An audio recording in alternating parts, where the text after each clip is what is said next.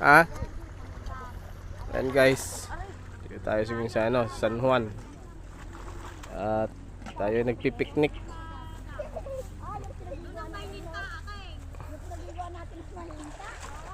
Buti dito ano, walang linta. Kasi maagos. Napakaganda ng tubig din eh. Ayun mga kois.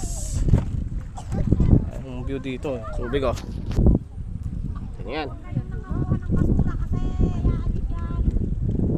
Napakaganda ng view. Ayun, kasama namin nagsuswimming yung kalabaw. Ayun. Taas na hulog ang aking sila.